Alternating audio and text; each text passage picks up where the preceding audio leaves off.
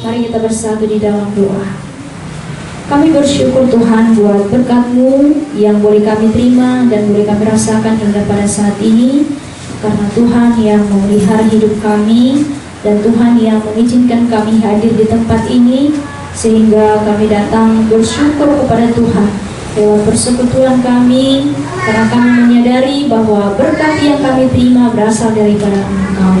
Tuhan, di tengah-tengah persekutuan kami saat ini, kami rindu untuk dengar-dengaran akan firman Tuhan.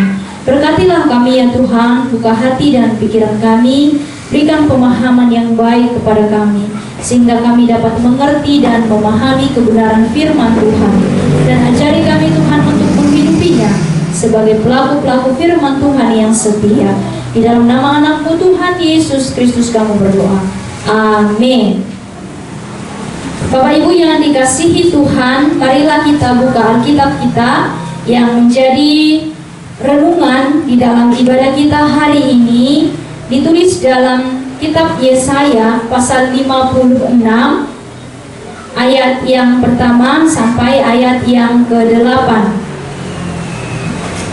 Yesaya 56 ayat 1 sampai ayat 8. Marilah kita baca secara responsoria. Demikianlah firman Tuhan. Keselamatan adalah bagi semua orang. Beginilah firman Tuhan. Taatilah hukum dan tegakkan keadilan, sebab sebentar lagi akan datang keselamatan yang daripadaku, dan keadilanku akan dinyatakan.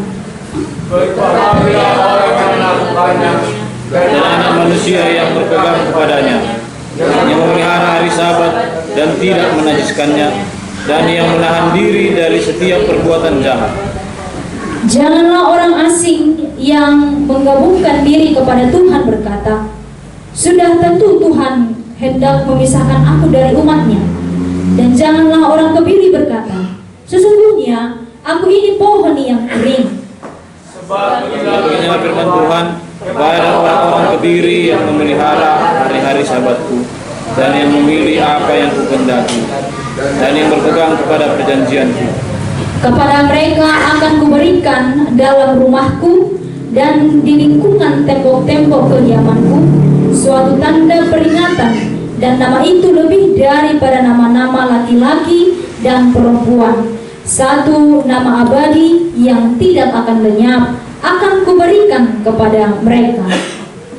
Dan orang-orang asing yang menggabungkan diri kepada Tuhan untuk melayani Dia, untuk mengasihi nama Tuhan, dan untuk menjadi hamba-hambanya, semuanya yang memelihara hari Sabat, tidak menajiskannya, dan yang berpegang kepada perjanjian. Mereka akan kubawa ke gedungku yang kudus, dan akan kuberi kesukaan di rumah doaku. Aku akan berkenan kepada korban-korban bakaran dan korban-korban sembelihan mereka yang dipersembahkan di atas mezbahku, sebab rumahku akan disebut rumah doa bagi segala bangsa. Demikianlah firman Tuhan Allah yang menghimpun orang-orang Israel yang terbuang. Aku akan menghimpun orang kepadanya lagi, sebagai tambahan kepada orang-orangnya yang telah terikat. Demikianlah firman Tuhan. Mari kita nyanyikan firman-Mu menjadi terang.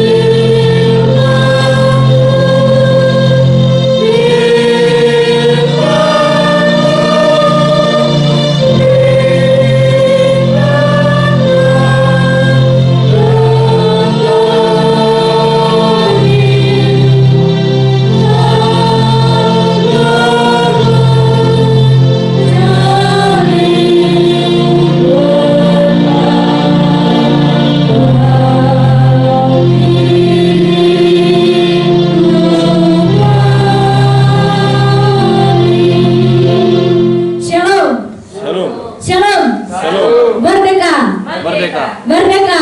Merdeka.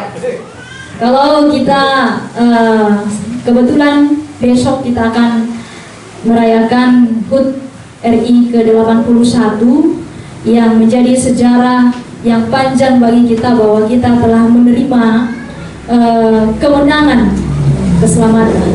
Bapak Ibu yang dikasihi Tuhan, taati hukum dan tegakkan keadilan. Itulah yang menjadi tema kita hari ini. Kalau kita mendengar kata hukum, tentu yang terlintas di pikiran kita adalah pengadilan, polisi, angka peraturan-peraturan, angka pengadilan, pengacara. Itu yang mungkin terlintas di dalam pikiran kita ketika berbicara tentang hukum dan keadilan. Bapak Ibu yang dikasihi Tuhan, hari ini tema ini yang menjadi dasar kita di dalam khotbah ini mengingatkan kita bahwa katakan tadi, taatilah hukum dan tegakkanlah keadilan. Tetapi Bapak Ibu yang dikasihi Tuhan, belakangan ini kita dengar ungkapan-ungkapan yang membuat hati kita miris. Kenapa? Sering kata keadilan kita dengar, harus adil, harus tegakkan keadilan. Tetapi kenyataannya Bapak Ibu yang dikasihi Tuhan, itu hanya sebuah ungkapan yang diperdengarkan kepada kita. Bahkan kita sendiri pun kita katakan kepada orang, ikon adil doda. Belum tentu kita melakukan keadilan itu di tengah-tengah kehidupan kita. Dan kalau dikatakan hukum sekarang ini Bapak Ibu yang dikasihi Tuhan, bukan mengatakan bahwa hukum di Indonesia ini tidak baik, tetapi kalau kita lihat di saat-saat ini hukum itu diperjualbelikan. Kalau dirasa-rasa dia punya uang, dia bisa membeli hukum. Kalau dia punya jabatan, dia bisa membeli hukum. Itulah yang terjadi dan itulah yang kita alami di dalam perjalanan kehidupan kita. Bapak Ibu yang dikasihi Tuhan, siapa yang punya uang, siapa yang punya kuasa, dialah yang punya keadilan dan punya hukum. Contoh Bapak Ibu, ada seorang bapak, dia mencuri ayam karena memang sudah tidak ada lagi cara lain bagi dia untuk memenuhi kebutuhannya. Mana komaiwana?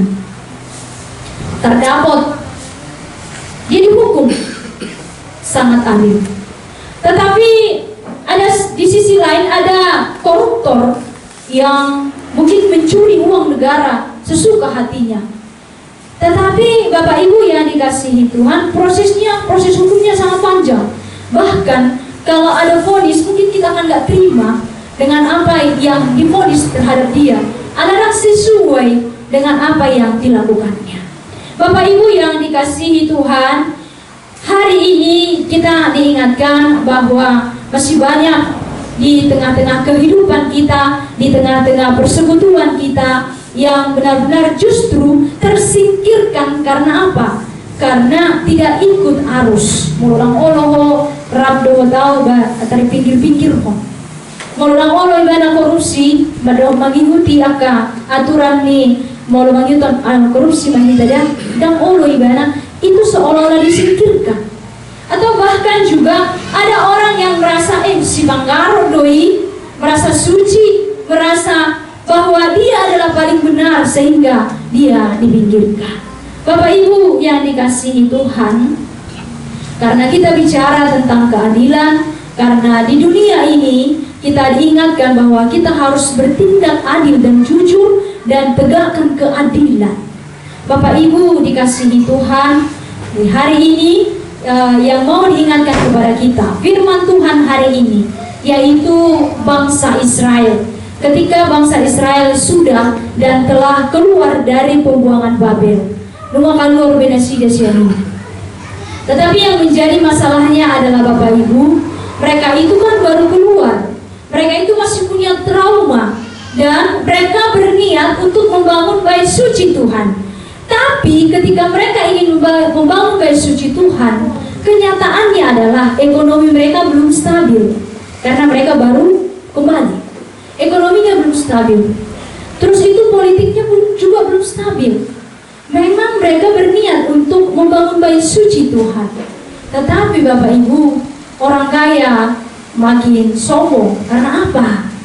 Mereka hanya peduli pada dirinya sendiri. Mereka udah bilang, ini kita mau bangun bait suci, rumah Tuhan.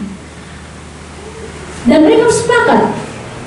Tetapi orang-orang kaya itu, mereka hanya peduli pada dirinya, hanya rumahnya saja yang dipedulikan. Bait suci Tuhan tidak dipedulikan. Orang miskin tadi mereka mau memberi, tapi tidak ada padanya. Dan adong sileholona, lao mabangun bagas curo ni debata, songona ni dokli tubukta sadario. Muncul ketegangan, muncul perselisihan di antara mereka, sesama mereka, dan mereka hanya mementingkan dirinya sendiri. Bukan hanya itu Bapak Ibu, yang menjadi persoalannya adalah bukan hanya bait suci Tuhan, tetapi mereka malah lebih mencari keuntungan diri sendiri, hanya memikirkan diri sendiri, mementingkan diri sendiri, tidak dipedulikan orang-orang lain. Dan di dalam khotbah kita hari ini digambarkan bahwa masalah yang mereka hadapi adalah ketidakstabilan ekonomi, ketidakstabilan politik, bahkan dijelaskan tadi bahwa mereka hanya mementingkan diri sendiri. Bapak Ibu yang dikasihi Tuhan, hari ini mau diingatkan kepada kita, setelah mereka keluar dari pembuangan Babel itu, hal yang pertama yang disampaikan kepada mereka adalah di ayat pertama dikatakan, taatilah hukum dan tegakkanlah keadilan. Bayangkan, mereka baru keluar, mereka baru kembali, baru pulang. Tapi hal yang pertama sekali diingatkan kepada mereka adalah taatilah hukum dan tegakkanlah keadilan. Karena apa, Bapak Ibu yang dikasihi Tuhan?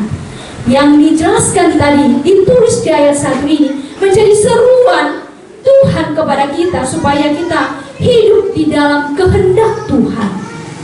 Jadi sebelum bangsa Israel tadi dijelaskan, sebelum sebentar akan datang keselamatan daripadaku dan keadilanku dinyatakan. Adoran sorodope haluauni ulahot kamu mapatik dohokuhumi. Karena apa? Tuhan akan mengadili dan menghukum kita. Bapak Ibu, saudara-saudari yang dikasihi Tuhan, arti menaati hukum di dalam firman Tuhan hari ini bukan hanya menaati hukum yang tertulis di dalam hukum-hukum agama, tetapi Bapak Ibu, yaitu menaati namun melakukan kesenangan yang disenangi oleh Tuhan. Apakah yang disenangi oleh Tuhan? Mungkin pikiran kita kalau menaati hukum, melakukan hukum Taurat yang sudah disampaikan Tuhan kepada bangsa Israel, yaitu 10 hukum Taurat. Tetapi bukan hanya sekedar itu Bapak Ibu, tetapi melakukan apa yang disenangi oleh Tuhan, melakukan apa yang berkenan di hadapan Tuhan. Dan holan mahulahon alai ikon makmulahon nahira lomohon ni rohani debata. Bapak Ibu yang dikasihi Tuhan, hari ini diingatkan juga kepada kita untuk menaati hukum itu harus melakukan dengan hati yang tunduk kepada Tuhan. Jadi dang holan boloi pepatiki, jangan mencuri, dang anakku, jangan berzina, dang berzina. Tetapi kalau tidak dengan hati yang tunduk dan patuh kepada Tuhan, itu sama saja dengan kosong. Tetapi ketika kita punya hati yang mau tunduk dan patuh kepada Tuhan, maka disitulah kita hidup di dalam hukum dan keadilan. Bapak Ibu yang dikasihi Tuhan, mungkin kalau kita mau menaati hukum, molonong adong dojor mambar di dahita. Contoh, adong ke polisi si asa lawau, una pelanggar helm, adong ke polisi si, karena ada orang yang melihat dan ingin menghukum kita, sehingga kita mau menaati hukum. Coba kalau tidak ada yang melihat dan ingin menghukum kita, apakah kita akan menaati hukum itu? Contohnya, hal yang sederhana yang sering kita lakukan adalah jolota sukudu boha arong hukuman da isi mamereng suna diberengi suna arong diidai alai amang inana hinaholongan di bagasan Kristus Yesus. Hari ini diingatkan kepada kita, memang Tuhan itu melihat, Tuhan melihat segala sesuatu apapun yang kita lakukan di dunia ini. Tetapi orang yang mau taat dan tunduk kepada Tuhan, bahkan orang yang tidak melihat atau gak ada pun hukumannya, atau bahkan dong pemamerek ibadah mangulahoni, dia akan tetap melakukan keadilan dan hukum. Bapak Ibu yang dikasihi Tuhan, adillah terhadap sesama. Atau janganlah kita membeda-bedakan, karena kalau kita baca di ayat selanjutnya, dijelaskan di ayat 4 dan di ayat 5 bahwa di sana ternyata ada dua jenis kelompok yang dikelompokkan di dalam teks ini. Yang pertama adalah orang kebiri dan yang kedua adalah orang asing. Ada apa dengan mereka? Orang kebiri di dalam teks kita ini adalah orang-orang yang menganggap dirinya menjadi pelayan di istana. Jadi dia adalah seorang pelayan di istana, tetapi dia mengaberikan dirinya. Artinya orang yang mengaberikan dirinya adalah tidak akan memiliki keturunan. Dan orang yang tidak memiliki keturunan dianggap rendah dan tidak berharga. Mereka sangat kecil dan rendah di hadapan orang lain. Itulah yang membuat di teks ini dikatakan, di ayat ini dikatakan bahwa sebab firman Tuhan kepada orang-orang kebiri yang memelihara hari Sabatku dan memilih apa yang kukehendaki, yang berpegang pada perintahku, bahwa tidak ada lagi pemisah, baik orang kebiri, baik dia orang Israel, bahkan orang Batak sekalipun, mereka semua menerima keselamatan yang daripada Tuhan. Jadi orang yang rendah tadi, orang yang dipinggirkan tadi, orang yang dianggap lemah itu tadi, semua sama di hadapan Tuhan. Berikutnya tadi dikatakan Bapak Ibu, orang-orang asing. Orang-orang asing ini adalah orang-orang yang bukan keturunan Abraham.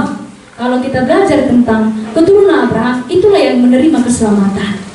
Lalu bagaimana dengan orang-orang yang bukan keturunan Abraham? Apakah mereka akan menerima keselamatan? Di dalam teks ini dikatakan tidak ada lagi yang dikatakan anak si Abraham doi, keturunan si Abraham doi, tetapi mereka adalah satu di dalam Tuhan. Dan kalau kita baca di dalam epistel yang kita baca di Galatia tadi, dikatakan tidak ada lagi Yahudi dan Yunani, tidak ada laki-laki dan perempuan, dan tidak ada lagi hamba, dan tidak ada lagi budak. Tidak ada lagi pemisah-pemisah yang memisahkan kita dengan orang lain. Yang sering terjadi adalah Bapak Ibu, kita sering meminggirkan orang lain, atau kita merasa bahwa diri kita tidak layak kepada orang lain. Padahal sesungguhnya hari ini diingatkan kepada kita bahwa semuanya sama di hadapan Tuhan. Saru paruhita sude di aduban di debata. Tidak ada yang kaya, tidak ada yang miskin, tidak ada yang putih dan tidak ada yang hitam. Karena apa? Karena semuanya sama di hadapan Tuhan. Karena kita semua adalah sama di hadapan Tuhan, maka kita juga di tengah-tengah kehidupan kita harus bertindak adil.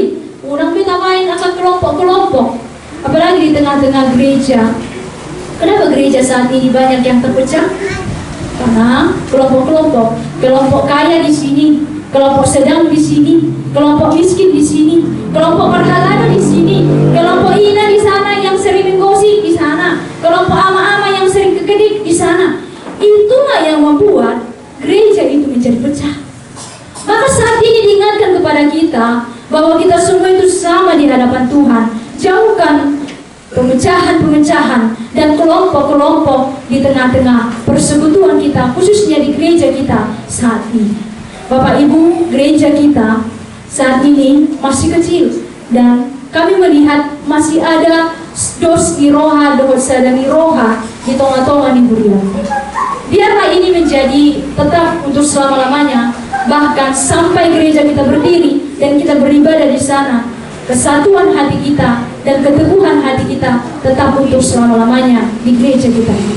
Inilah menjadi citra kita dan menjadi ciri khas di tengah-tengah gereja kita, yaitu sadani roha, dos ni roha di tonga-tonga ni Burian. Maka jangan ada lagi pemecah-pemecah, jangan ada lagi kelompok-kelompok yang ingin memisah-misahkan. tetapi semua kita adalah sama di hadapan Tuhan. Yang berikutnya Bapak Ibu yang dikasihi Tuhan, di dalam teks kita ini ditekankan di ayat 2. Berbahagialah orang yang melakukannya dan anak manusia yang berpegang kepadanya, yang memelihara hari Sabat dan tidak menajiskannya. Bapak Ibu yang dikasihi Tuhan, kalau kita berbicara tentang hari Sabat, mungkin kita akan terlintas dalam pikiran kita adalah beribadah kepada Tuhan.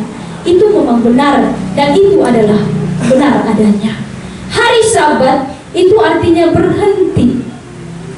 Dan kalau di dalam pemahaman orang Israel, hari Sabat yaitu hari berhenti dan hari peristirahatan.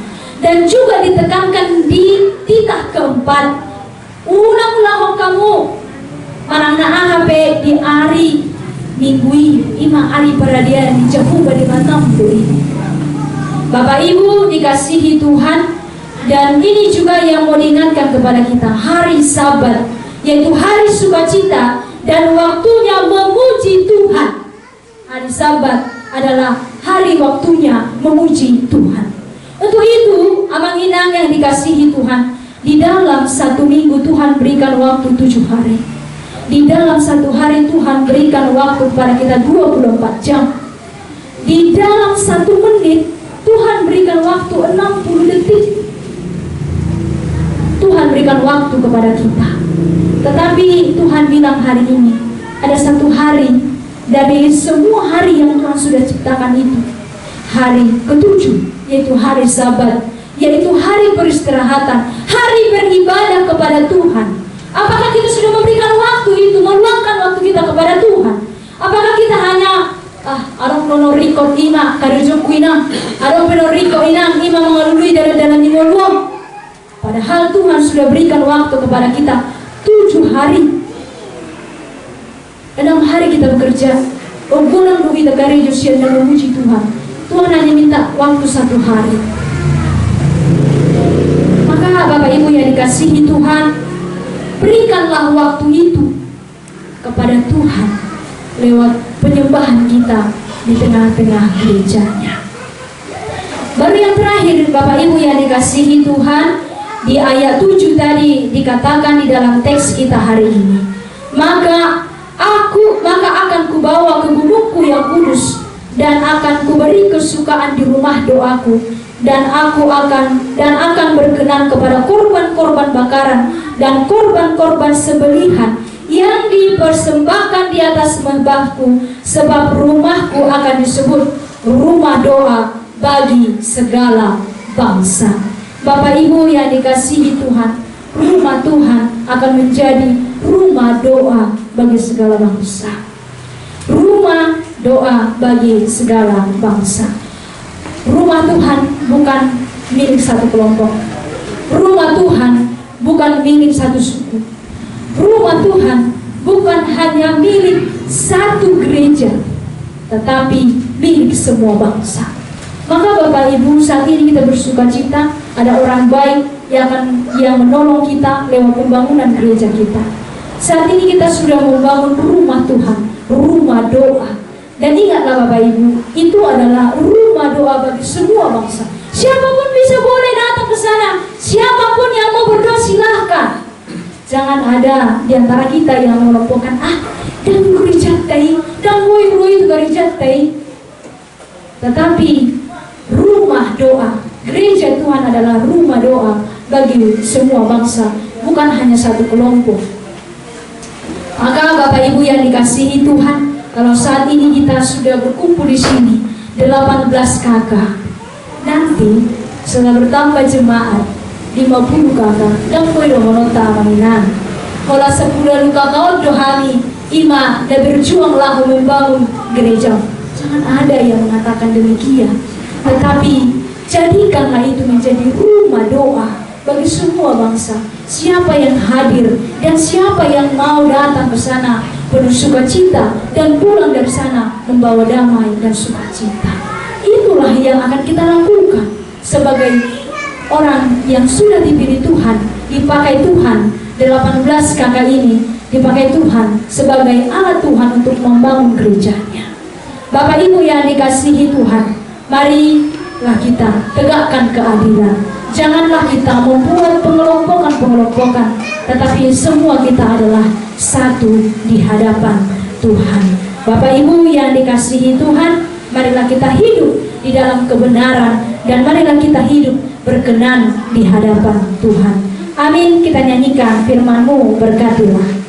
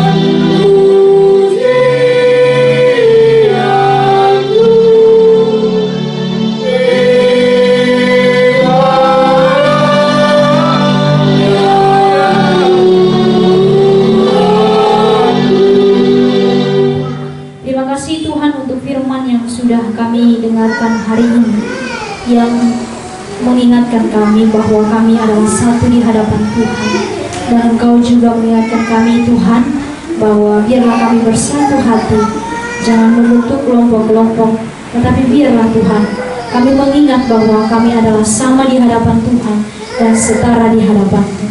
Bapa yang baik, Bapa yang bertata tinggi di dalam kerajaan surga, saat ini juga Engkau mengingatkan kami Tuhan untuk memberikan waktu kami bersekutu bersama-sama dengan Engkau dan dengan orang-orang percaya, dengan jemaat-Mu lewat persekutuan kami yang kami lakukan. Biarlah Tuhan kami mengerti dan memahami bahwa supaya kami sungguh-sungguh memberikan hati dan pikiran kami datang beribadah kepada-Mu, memberikan waktu kami bersekutu bersama-sama dengan Engkau. Bapa yang baik, Bapa yang kami kasihi di dalam Yesus Kristus Tuhan kami, saat ini Tuhan kami juga menyerahkan seluruh hidup kami untuk Tuhan tetap bekerja lewat firman yang sudah kami dengarkan hari ini. Kami adalah manusia yang lemah Tuhan. Untuk itu kuatkan kami dan teguhkan iman kami, supaya kami menghidupi firman yang sudah kami dengarkan. Hanya di dalam nama Anak-Mu Tuhan Yesus Kristus Tuhan kami berdoa dan mengucap syukur. Amin.